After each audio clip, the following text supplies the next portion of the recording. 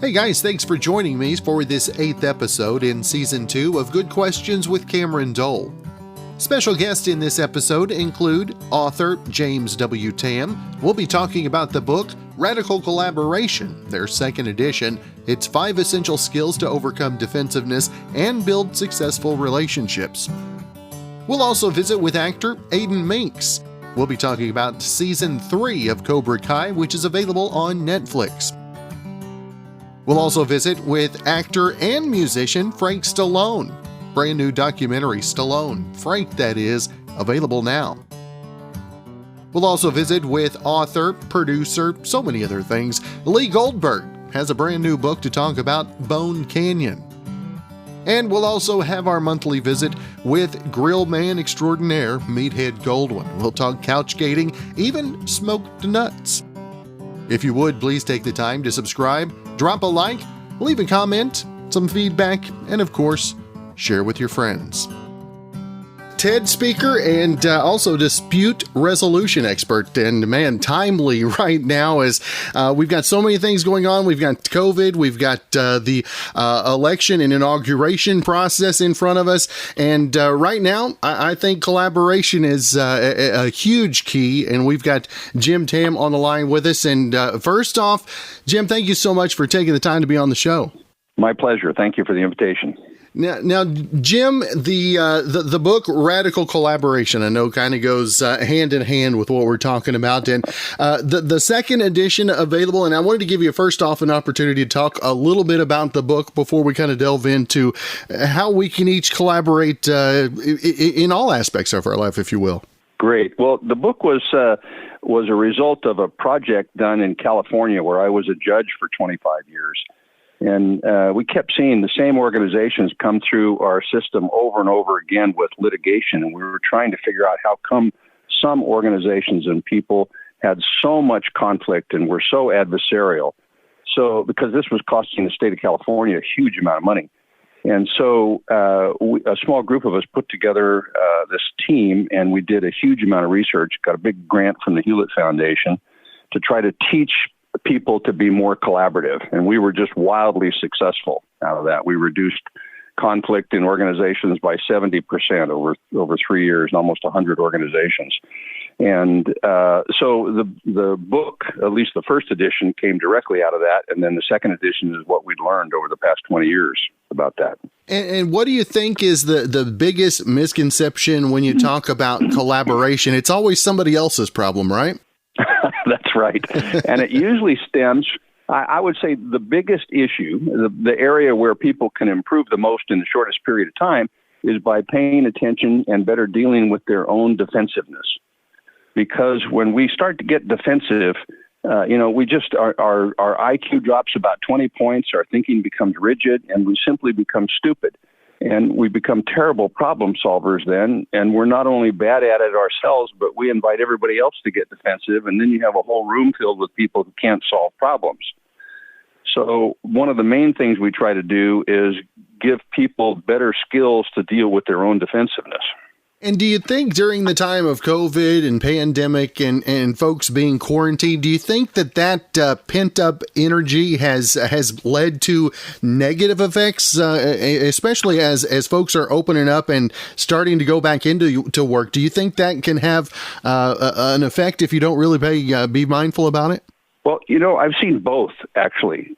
People are going a little crazy being pent up for so long, and it really does increase conflict tremendously in that regard. However, there's some good news there, too. And if you look at it on a world front, we have hundreds of millions of people who are doing things that they do not want to do, like stay home and close their businesses and wear masks and things like that. And they seem to be willing, for the most part, not everybody, but for the most part, they're willing to do that for the greater good. So this is a level of positive collaboration that we haven't ever seen in our lifetimes, anyway. And it's having some positive impact on the situation. So if there weren't a lot of collaborative mindsets out there and people who were willing to collaborate, we would just be in awful shape right now. We're in bad shape as it is. But imagine if nobody was willing to take any steps to solve this problem, how bad it would be. So there's good news and bad news. There you go. Now, Jim, also along those lines with all of the hostilities, the election, and obviously it was very tense there. Well, it still is even to this day. Do you think have we seen times where there has been such contention and such dissension between the opposite sides, if you will? Not in my lifetime, and I think this has been getting worse over the past probably 15 years or so. The politics is at the worst it's ever been in the United States right now. And I'm 75. So, I've been through a lot of presidencies and a lot of elections and a lot of adversarial relationships. And I think this is the absolute worst that it's ever been. Now, what do you think it's going to take for us to be able to look across party lines and get back to working together as a unified people, if you will? Well, people have to, first of all, they have to want to collaborate. And I think that with this president, we have a much better chance than we have had with other presidents recently, certainly with when Donald Trump was president. So I think that's going to help. I don't think that the Republicans, at least in the leadership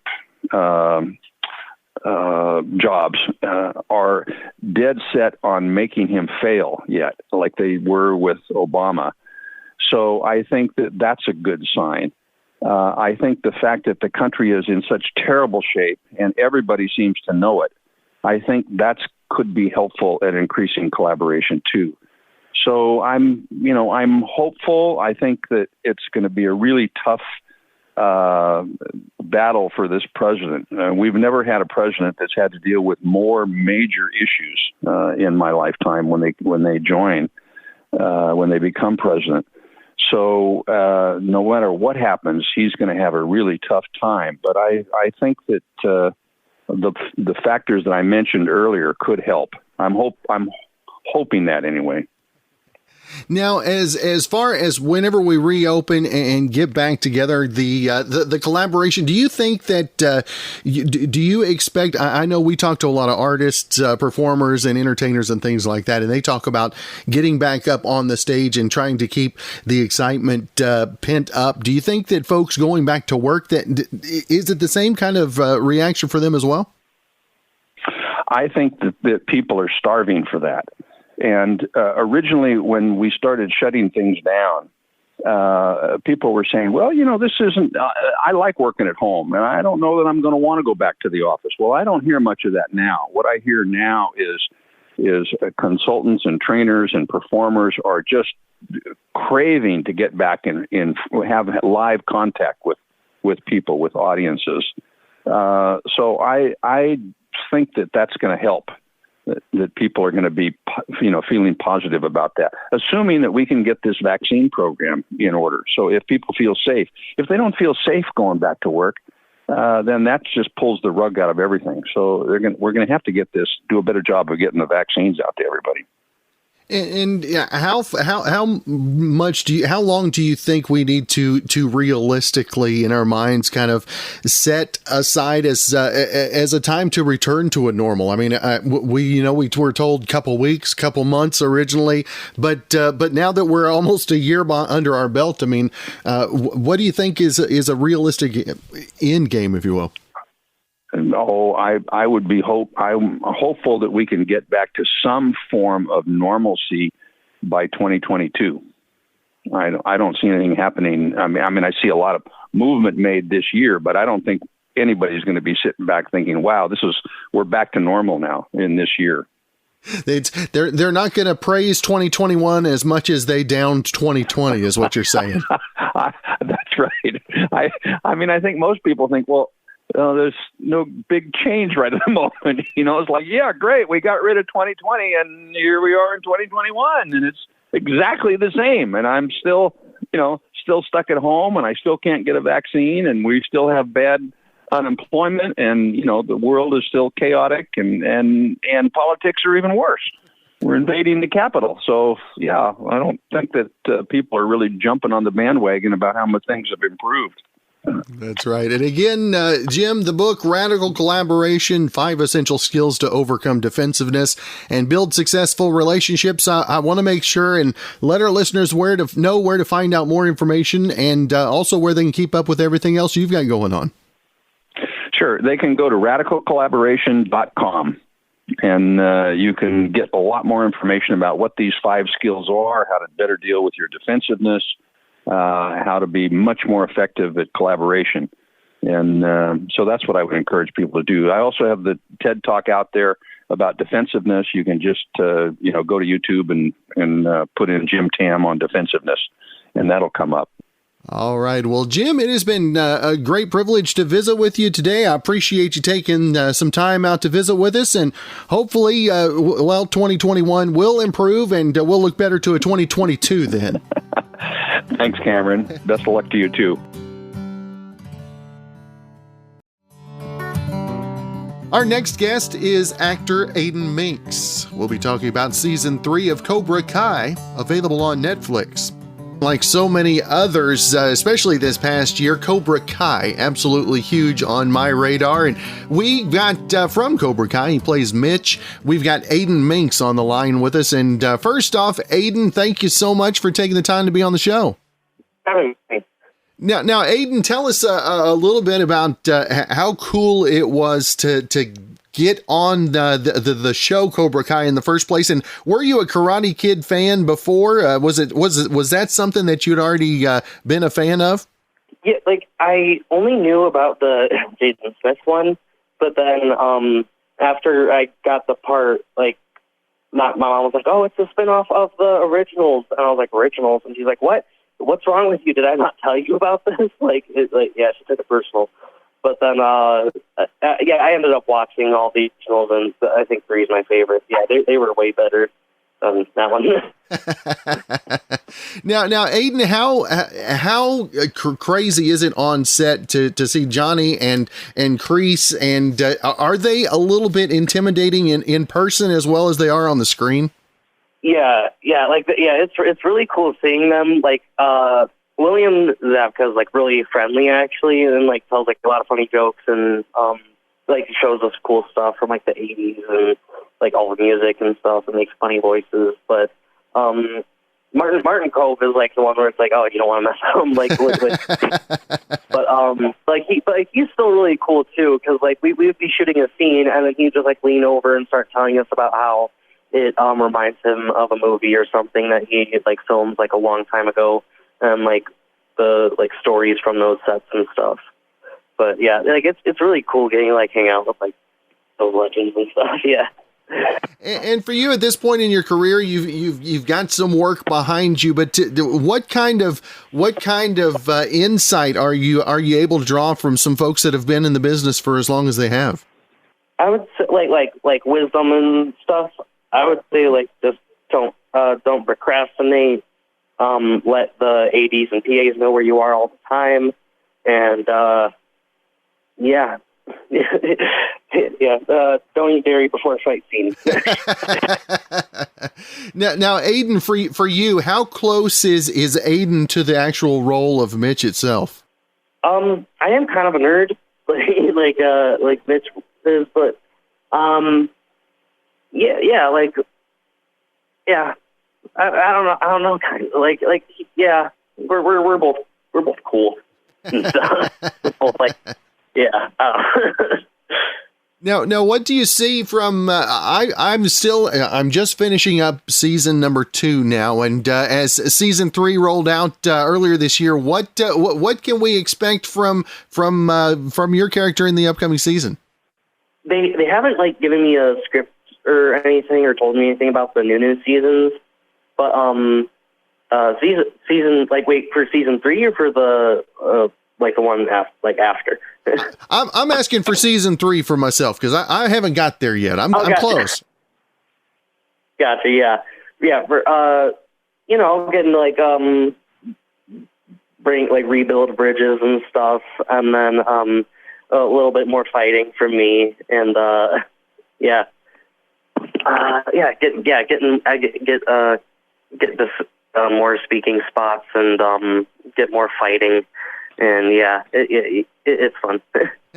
Now, Aedin, if folks want to find out more information, everything you got going on social media wise, and of course about the upcoming seasons of Cobra Kai, where would folks find more information, Aedin?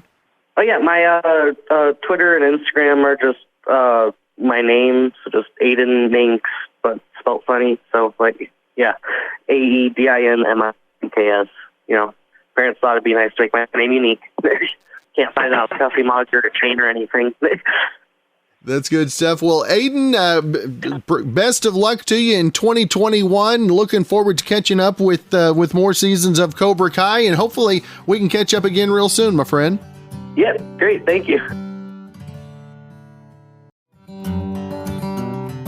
Our next guest and friend of the show, Frank Stallone. We'll be talking about the documentary, which is available now, Stallone, Frank that is. Always good to visit with Frank Stallone. And first off, Frank, excited to have some new stuff to talk about today. Well, yeah. I mean, it's my documentary called Stallone, Frank that is. And to get the story straight, people said, well, why did you do a documentary? I didn't. They approached me to do it. I had no ambition of doing a documentary on my life, but I was approached by these young filmmakers, and the end result is it's coming out today on Amazon Prime, and we're very happy. I mean, it's won 5 Best Picture awards from film festivals, and obviously COVID came out, and then that kind of put an end to the film festivals. But we're very proud of the work that was done in it. Now, Frank, for you, when you were first approached about the documentary idea, what was your initial reaction?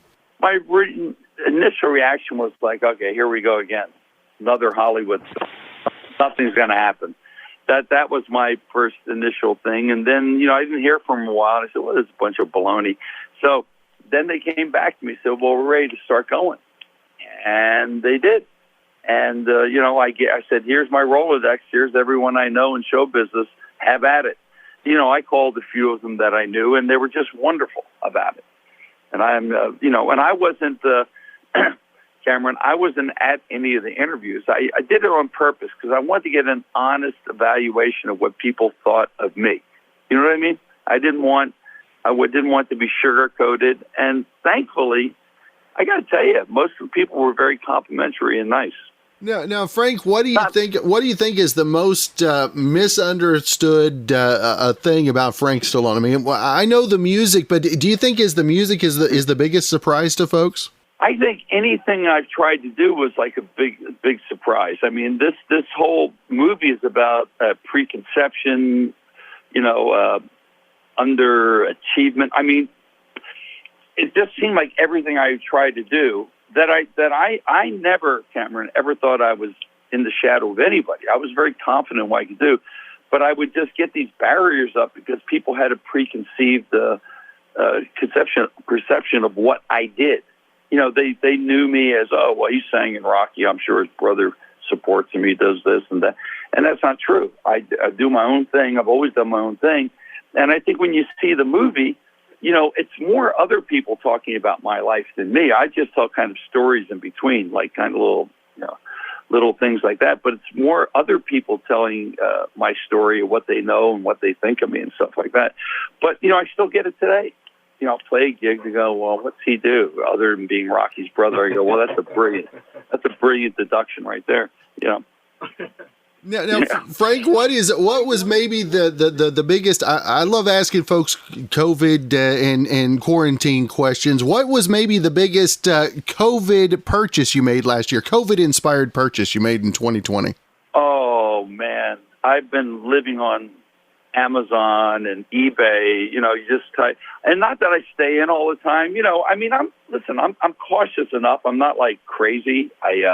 I go out, I've had to do a few guest appearances, but when I go into stores, I wear a mask. I see some people driving their car with 2 masks on and a face shield. I think that's a little too much, but I just, purchase stuff. I'm always purchasing air purifiers. I just like stupid gadgets, around the house.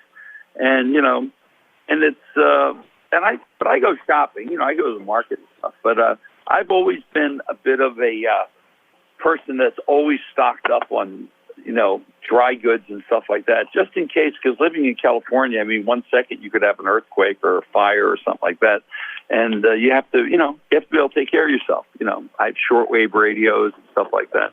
Now, what was maybe was there any topics or subjects that were brought up in the documentary that maybe original was a bit cringeworthy, if you will? I don't think so. I mean, I don't think I've had that much of a cringeworthy life. I mean, most people are shocked to see that I'm up usually at 5 a.m. Most rock musicians don't get up until the afternoon. But I've always been like that. You know, I was always kind of physical, and I was not I like to drink like anyone else, but I mean, I was never like, you know, a drug addict. And, you know, I could get up and do my thing, and, you know, I had a lot of durability, but I also had a lot of respect for the game, and it was very important to show up at gigs and, you know, be the best you could and not cheat your audience and stuff like that. But yeah, I don't know. There was really nothing really taboo. I mean, you know, nothing that I'm ashamed about. So, but it was no, nothing. You know, had a few girlfriends along the line there, but nothing crazy. I mean, it's not like, you know, Motley Crue or, you know, Guns N' Roses, you know, or Kiss. It's nothing like that. I mean, I had my fun. I mean, I was a young guy, you know, and having success. So, I mean, you know, like anyone else, you know, I had a good time. I have nothing, no regrets. Put it that way. There you go. And again, the documentary available today, Stallone, Frank, that is. And Frank, always want to make sure and let our listeners know where they can keep up with everything you got to go on social media wise, and of course, where to pick up the documentary today as well. Yeah, my Instagram is frank.stallone, and my Facebook is @FrankStallone, which I keep it simple. And the documentary can be seen on today, Amazon Prime, Google Play, and iTunes. And we're really excited about to see how it goes. Again, the documentary, Stallone, Frank, that is. Well, Frank, always great to visit with you, my friend. I hope you have a great 2021, and we can catch up again real soon, brother. Well, thank you, Cameron. God bless.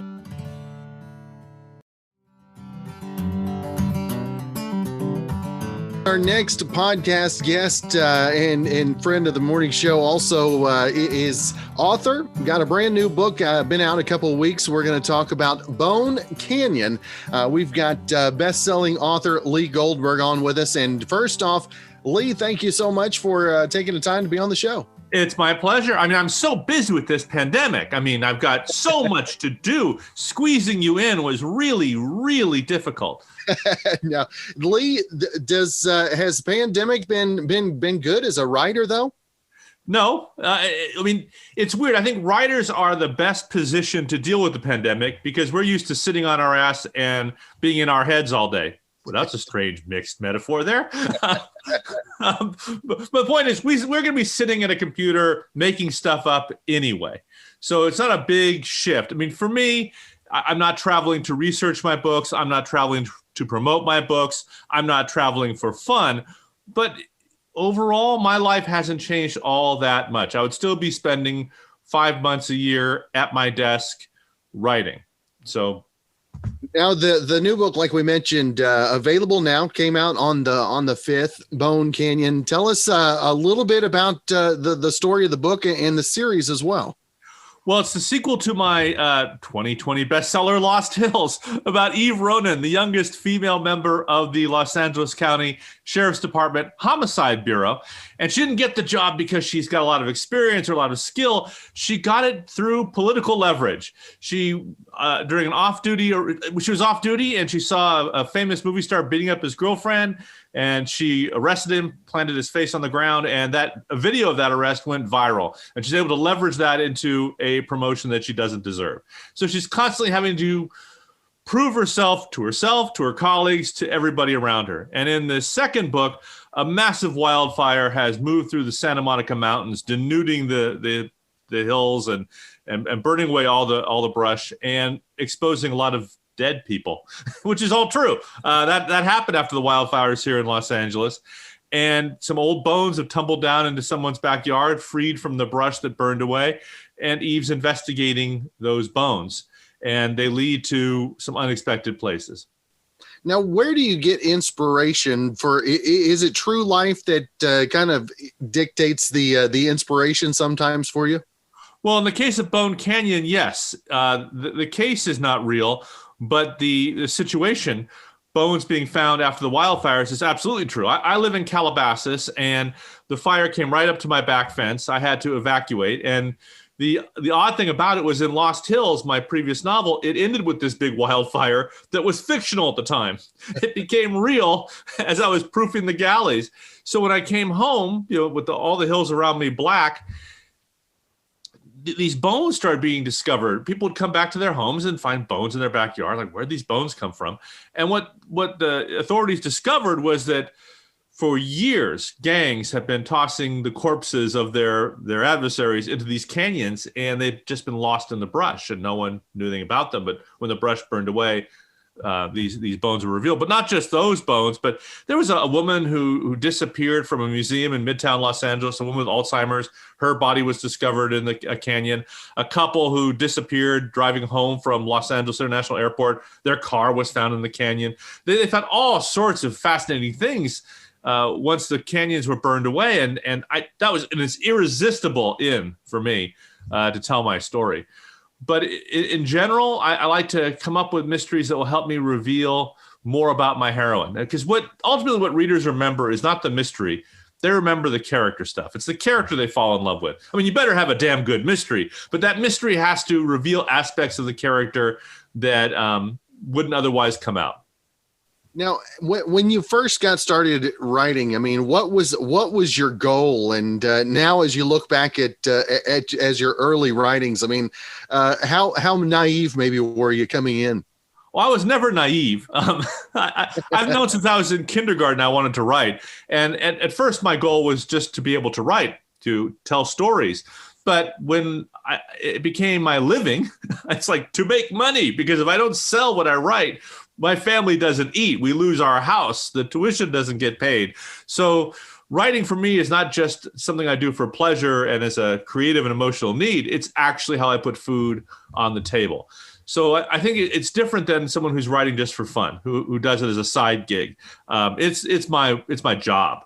So I take it very, very seriously. I get up every morning and I plant my butt in the chair and I write something, whether it's fiction or nonfiction or a script or a book. I'm always working on something. And I have a small publishing company as well, but I'm constantly moving stuff forward because that's how I make my living. But I also want to challenge myself creatively, which is why last year I did Lost Hills. I'd never written anything like this before. And it became my most commercially and critically successful book. So that's been terrific. That's been a lot of fun. Now, what has the pandemic been like as far as marketing? Obviously, the Zooms and stuff like that. Have you had to become a little more technical savvy, if you will? For promotion, it's been terrible. I mean, I had a book come out in April and it sank. All the book tour stuff, all the bookstores I was going to, all the conferences, all the events that were lined up evaporated. And at the time, no one quite knew how to deal with it. But now we're entering, God forbid, our second year of this pandemic, and things have all shifted to online. I don't know yet how effective podcasts and video blogs and all this other stuff really are. I know emotionally it's cold. I miss interacting with people. I think a Zoom panel is not nearly as interesting or exciting as a panel in front of a live audience, which becomes a conversation and takes on a life of its own. It's nice that I don't have to leave my house, but it's also bad that I don't have to leave my house. And I have upped my game. People can't. We're doing an audio podcast right now, but I got a professional microphone. I got software that allows me to use my iPhone camera instead of my laptop camera for video stuff. I have some special lights. In fact, it astonishes me, the people who go on CNN and Fox and CBS News with like a flashlight for lighting and their laptop aimed up their noses with the world's worst microphones.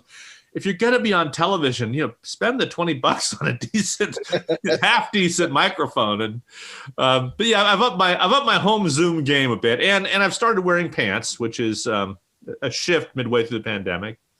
Yeah, in California, it's not necessarily because of the winter temperatures. We can't necessarily blame that on them, right? No.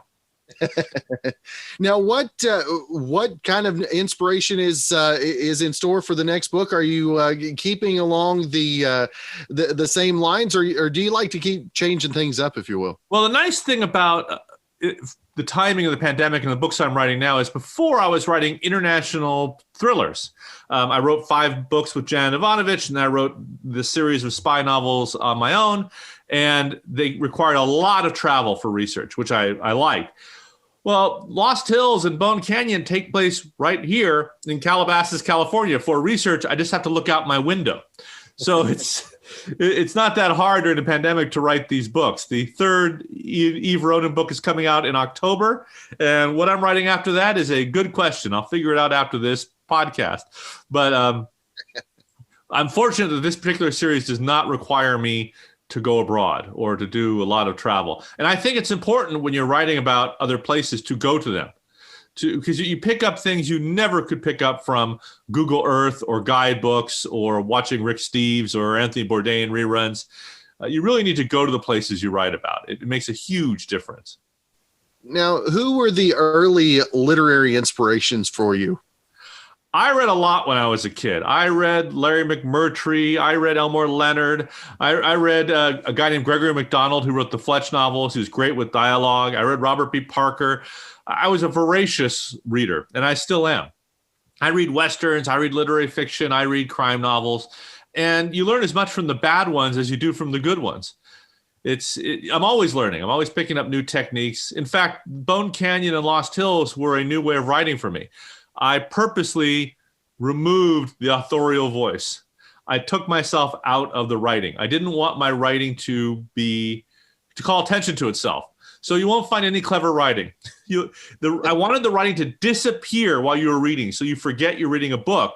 And if I suddenly have a wonderful metaphor or a clever observation in the writing, it pulls you out and reminds you you're reading a book. So I would put it in a character's mouth, and if I couldn't do that, I'd cut it. And that's a different kind of writing for me. And it's a lot harder than it sounds to make the writing disappear, to make the writing invisible. But that was one of the challenges of doing these books. Where's the biggest challenge in your write? Is it getting started? Is it deciding that you're come to finality? Which is the hardest part for you? The biggest obstacle is telling a story that's fresh. I mean, there are so many cliches, so many tropes. I mean, I countered that with Eve Ronan. I want to write a police procedural in Los Angeles. My God, how dumb is that? I mean, Joseph Wamba, Michael Connelly, Robert Craze, Raymond Chandler. I mean, so many people have written about Los Angeles. And there have been so many TV shows about Los Angeles crime. What could I do that was different? Which is why I came up with a young female sheriff's department detective, and why I set it in a place no one's written about. The Lost Hills jurisdiction of Los Angeles County Sheriff's Department, which is this island in the midst of Los Angeles County, a world unto itself. It was wide open for me. So that's the key. To find a way to do something that Ian Rankin and Michael Connelly and all these writers ahead of you haven't already done. That's why I'd be very, very, very nervous about writing a private eye novel. I mean, my God, I mean, how do you avoid all those cliches and tropes and been there, done that? That's the tough thing. And to come up with a character that's unique and compelling that can generate more and more stories. Boy, that took a long time for that to spit out. I don't know how far behind the lag is on your end. I think you're finally done. Yeah, was I rambling on? No, you weren't rambling. Your face was going at a different speed than your voice was, and so I was waiting for it to catch up. Now I think we're caught up. That happens in real life. My wife is always saying your mouth is moving, but your face isn't. And would you please shut up so I can get a word in edgewise? So you're just experiencing my domestic life in person now. That's good stuff. I guess you need to explain to your audience that although they're only hearing me, you're seeing me at the same time. Yeah. that is true. Now, Lee, as the accolades, the numbers come in on the books, what does that mean? Does that touch you on the personal level as much as it does on the professional side, if you will? No. I mean, I like the accolades. They make me feel good. They boost my ego and make me feel as if I'm not a fraud, which, by the way, I know I am. I'm just waiting. In fact, I thought this was going to be the interview that would reveal me as the fraud I know I am, and my career would be over. But you can't take the reviews too seriously because some of them are just really dumb. I got a negative review. I didn't read it myself. My wife read it to me. There was a review on Amazon from some woman who was upset at my book because people eat meat. Ignorance is a choice, she wrote. How could I write that in 2021? It's just, okay, fine. And then somebody else refused to read the book because I said blood spatter instead of blood splatter, or the other way around. I can't remember what it was. But she will not read a book where I use the wrong spatter or splatter word or whatever. It's just, some people are nuts. Now, do you have crazed fans as well? Yes, I do. I have some really creepy, weird fans who want me to send them pictures of my house, who contact members of my family on Facebook as if they're close friends or relatives. They're creepy fans. And it used to abuse my wife and daughter. Not anymore. Not in this crazy world we live in. But there was a fan who would show up at all my signings and want to take selfies with me. And every time we took the selfie, she'd grab my butt. And my wife said she could always see it on my eyes when it happened. Because I'm like, what? Well, there are some weirdos out there. That's true. And I guess anytime you are in the public sphere, I guess. I mean, I'm not a celebrity. I'm not famous. But still, you're out there doing book signings and you're out there at speaking events. And you're bound to get some crazy people. Now, is the current book for you always your favorite? Is it like your little baby? Does it your favorite change by time, or do you have a favorite from time past? I have a favorite from time past. I think in some ways my favorite book is a book called Watch Me Die. It was originally published under the title The Man with the Iron-On Badge.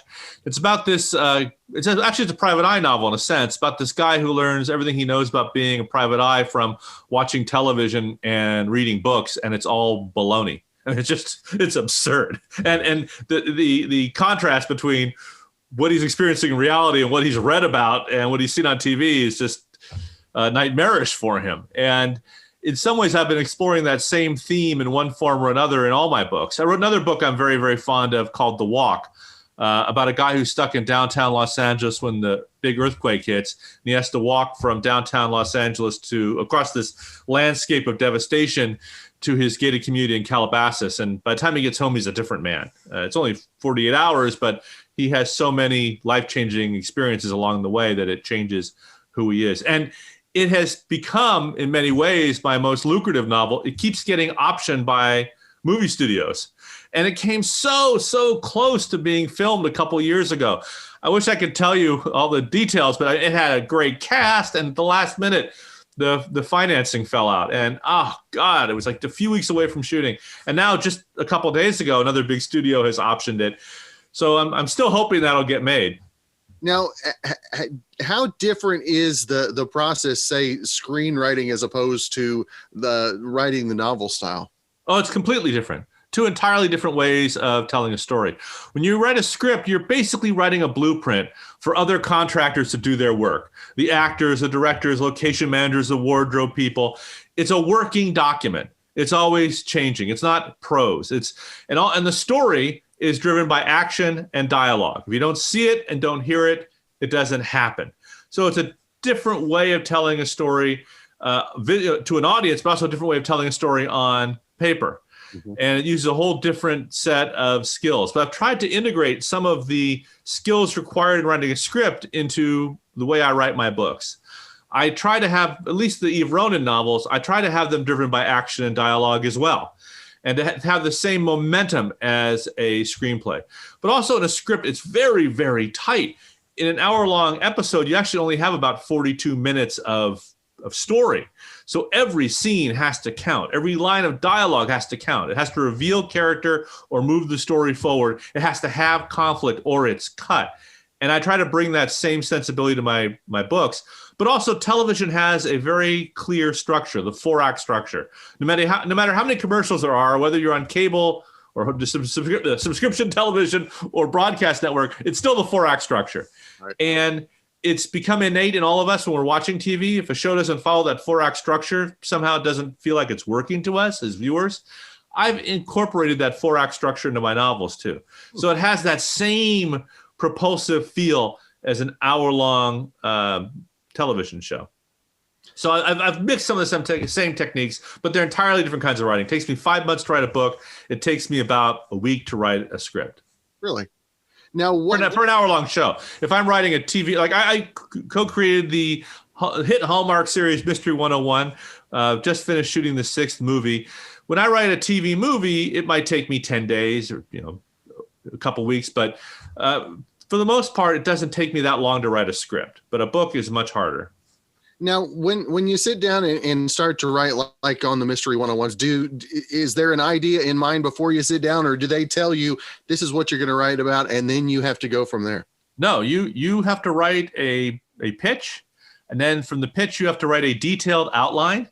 The detailed outline gets approved, and then you write the script. And while you're writing the script, your outline is being used to start pre-production. So no, you don't make it up as you go along. You have to stick to your outline, because they're budgeting and prepping and making a lot of decisions based on it. So you have to deliver a script that is exactly the outline.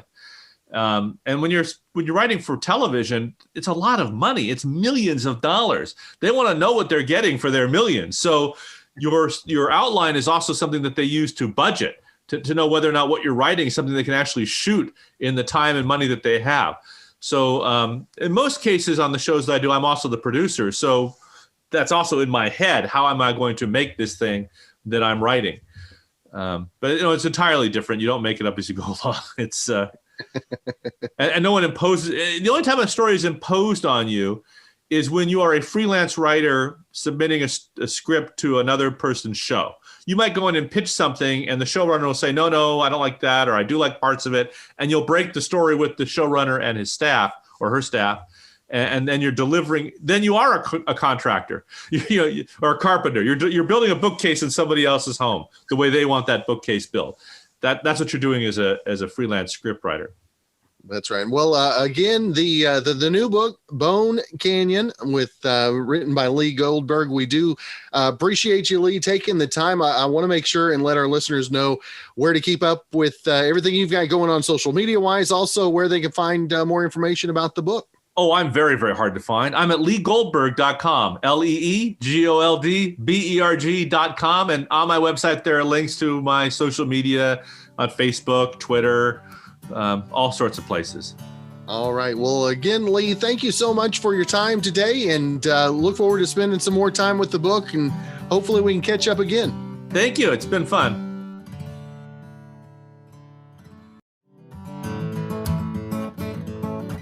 Our next guest is our good friend and monthly contributor as well, the Grand Poobah, the one, the only, Meathead Goldwyn. And first off, Meathead, happy 2021 to you, my friend. Oh, so glad to be here. Same to you and to all your listeners. We made it. we did. And now, how was the holidays this year? The obviously doing it a bit different, my friend. Holidays? What holidays? Yeah.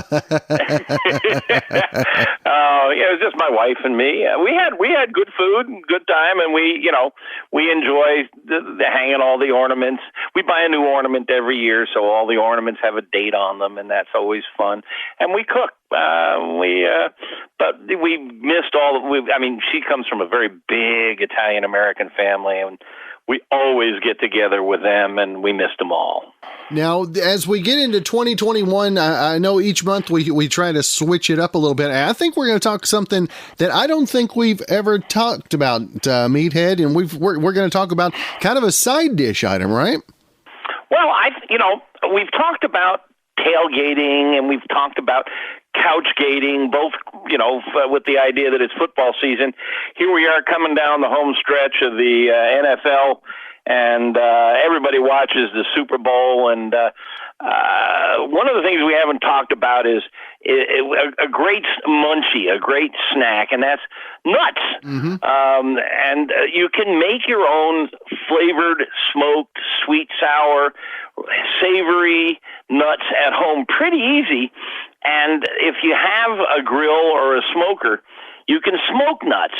And, if you love cashews and that's all you want to eat, then buy yourself try to get raw, unroasted nuts, raw, unroasted cashews, or raw, unroasted peanuts. And by the way, if you've never tasted raw peanuts, they're delicious. And you don't want to get roasted because we're going to roast them again. And you start the process by soaking them in water for a couple of hours. Now, that's just going to make them a little softer, but the thing here is smoke sticks to wet surfaces better than dry surfaces. So if you soak them and you get the surface wet, then when you throw them on the grill with a smoker, you're going to get more smoke flavor sticking to it. Then you can just sprinkle them with a rub or a seasoning mix of your choice. Obviously, you want to get some salt in there usually. If you just go down to the grocery store and buy some barbecue rubs, buy, some pre-mixed barbecue rubs. They got lots of cool seasonings. You can sprinkle them on there and then throw them. If you've got a smoker, just throw them on the smoker. Keep the temperature low. You don't want to burn them. 225 to 250 is a good number. You can mix sugar in there and make them sweet. If you've got a grill, we've talked about this before. You set up a grill in a 2-zone system.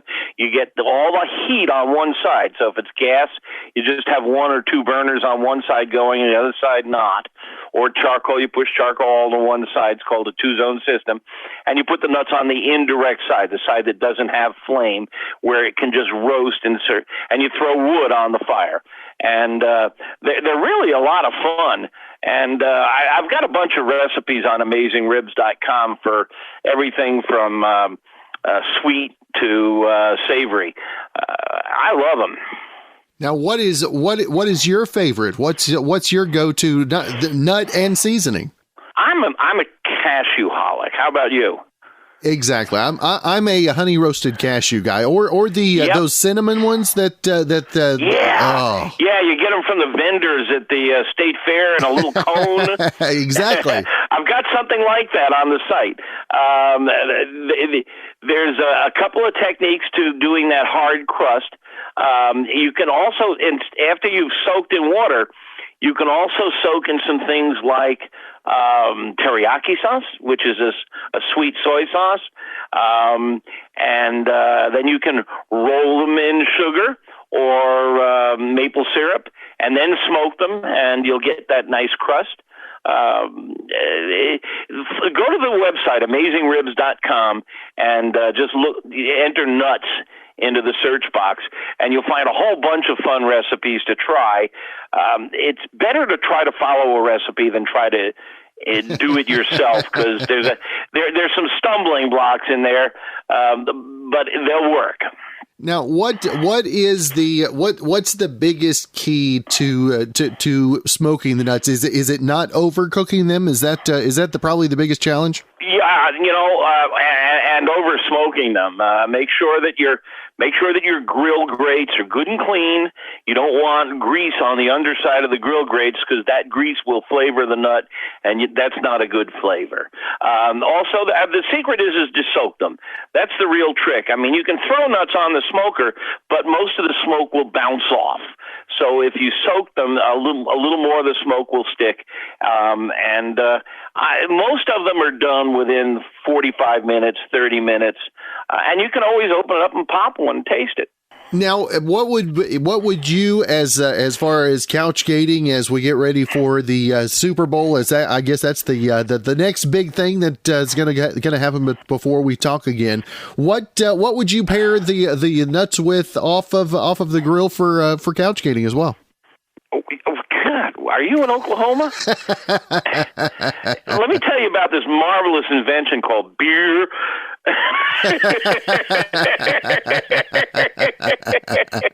We've heard tell of that. I'm sorry, I don't mean to beat up on you, but I mean, salty nuts and beer, my God, that's like peanut butter and jelly, isn't it? It is one and the same. That's why it's so great for football watching. But, I mean, everybody does couch skating differently. I mean, the whole Super Bowl thing, it starts, at noon, and the kickoff is until 7. You can do the whole schmear. You can do the thing about couch skating is that you need finger food. Nobody wants a plate with a knife and fork. You're not going to serve a ribeye steak watching a football game and balance this thing on your knees. So ribs are great, sandwiches are great, wings are great, and nuts and beer. And it's probably got to be a little bit difficult playoffs watching the Packers having some success this year too, right? Oh, stop it. Just stop it. Yeah, you're right. I'm a Bears fan, and they just kicked our butt. And I got to hand it to you guys. I'm a Gator, and you guys kicked our butts too. So Oklahoma and the Gators in the postseason. So, but with all due respect, all three of our top receivers opted out of the bowl game in order to get ready for the draft. So we didn't exactly have a full team. Not saying, but it's all good. No disrespect for my friend. Now, of course, Meathead, if folks have any questions and again want to check out any of the recipes that we talked about, the website and of course the book too. Thank you. The book, too, yeah. AmazingRibs.com is the website, and the book is called Meathead, The Science of Great Barbecue and Grilling, and it should be in most bookstores and Amazon. That's right. Well, Meathead, always great to visit with you. Happy New Year, and we look forward to catching up again in February, my friend. Oh, hopefully I've had my shots by then.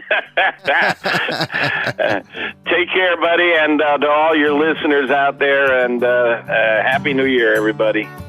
Thanks again for joining us for this 8th episode of Season 2, Good Questions with Cameron Dole. If you ever have a comment, question, or anything else you'd like to know, you can find me on Instagram, Twitter, and Facebook, all at GQ with Cam.